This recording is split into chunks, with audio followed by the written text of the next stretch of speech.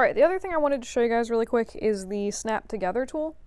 So this is assuming that perhaps you've, made some objects, whatever, random things, and maybe I want this cube to be lined up like perfectly with the normals on the face. So actually, this is going to be way easier to demo with a cone. All right, new plan. So I want this cube or this cone to be snapped basically perfectly to, say, the face and pointed directly out from the head. And the first sort of option that you can do is just sort of center the pivot on it, snap it to one of the points on the head, and then just sort of do your best to manually rotate that into place and like push it into the head. There's a much easier way to do this though, which in this particular instance for a cone in the face is maybe overkill, but it's really handy. I'll show you some ways to modify it, and it's really, really handy. But that is the Snap Together tool. So if we have this glorious cone with a giant N-gon base, which is pretty gross, whatever. If you go into Modify and Snap Together tool, these are the tool settings. I pretty much usually just leave it be. Click on whatever face you want attached to the other face, and let's do something really weird. Let's do, like, I guess a point on the nose or something. So click on the face you want attached, click on the face you want the thing snapped to, and then hit enter, and it's going to move that cone automatically and rotate it so it's facing off that face. That was redundant. So again, this particular instance is not, it's kind of like whatever.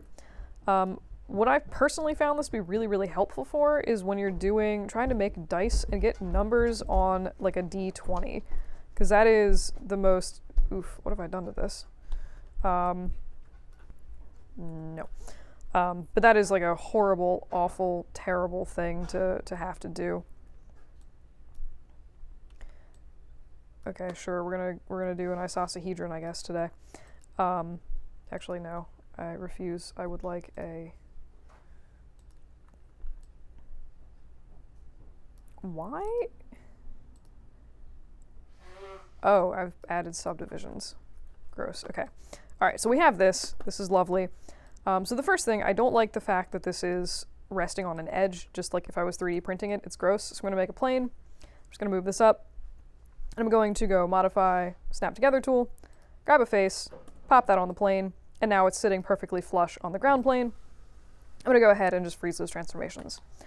The other thing is if you go in and you're like, okay, cool, let's make the 20 of this. So we'll go in and just be like, great, this is my ugly text, cool. So what I'm gonna do is, again, do Modify, and where am I going? Snap Together tool. I'm gonna grab the back of this and just kind of pick a face at random here. I'll do a side face. And it's gonna go ahead and just sort of automatically snap that, snap the back of that 20 to that face. And it's gonna allow me to just really easily like push that back and sort of nest things very easily within the face itself. So it's weirdly handy for that.